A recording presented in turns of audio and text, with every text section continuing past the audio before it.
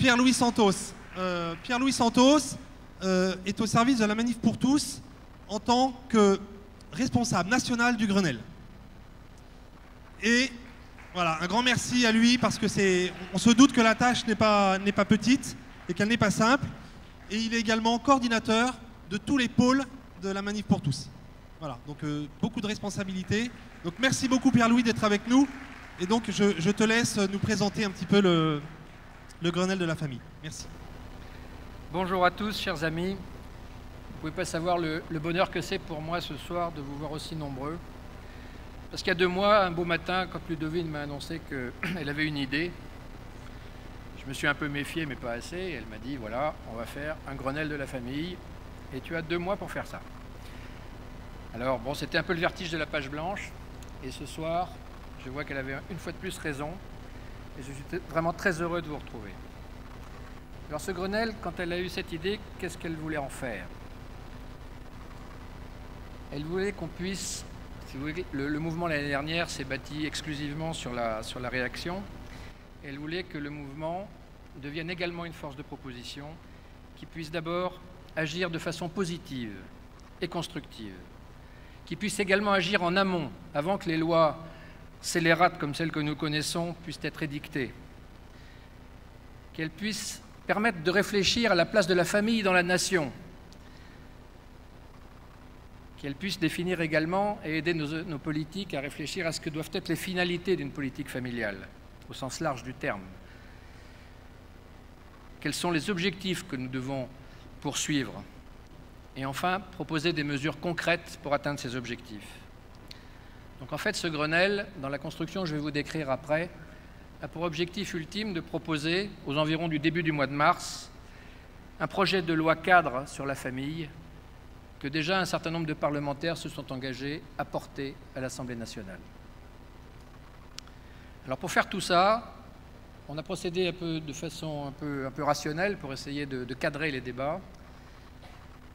La première chose a consisté à définir un périmètre. De quoi allions-nous parler, de quoi n'allions-nous pas parler?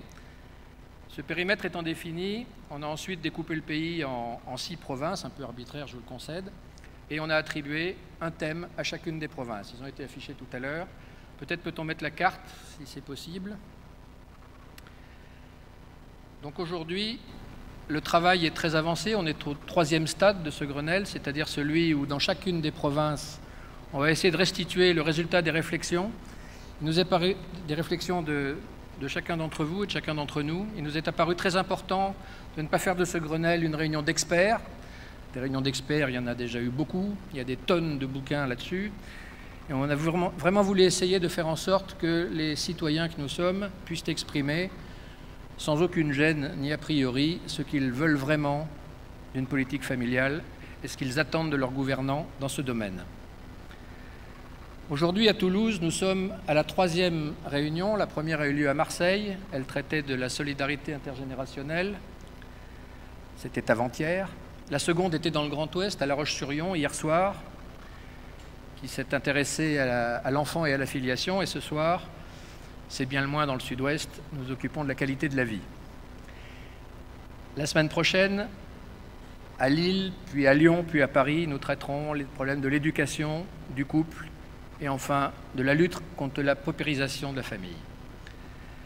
Tout ça nous amènera à peu près la moitié du mois de décembre, et entre le 15 décembre et la fin de la première semaine de janvier, nous essaierons de procéder à la meilleure des synthèses possibles, de telle sorte que nous soyons en mesure, le 11 janvier, à la Mutualité normalement, de présenter au pays les résultats de nos cogitations sous forme de principes, qui seront les principes qu'on peut appeler les principes LMPT de la famille, dont on n'acceptera pas qu'une loi sur la famille déroge sous peine que nous nous fâchions.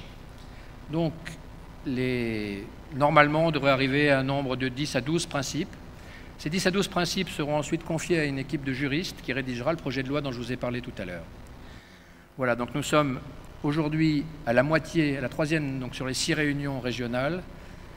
Je peux vous dire déjà que les résultats des 2 premières en termes de production et de réflexion sont extraordinaires. Je suis convaincu que ceux de Toulouse, que je n'ai pas encore vus, enfin de Toulouse et du Sud-Ouest surtout, et de Bordeaux, seront au moins aussi bons et que le mouvement sera capable de proposer à nos concitoyens une véritable réflexion en profondeur que nous essaierons de mettre dans la meilleure forme. Je vous remercie.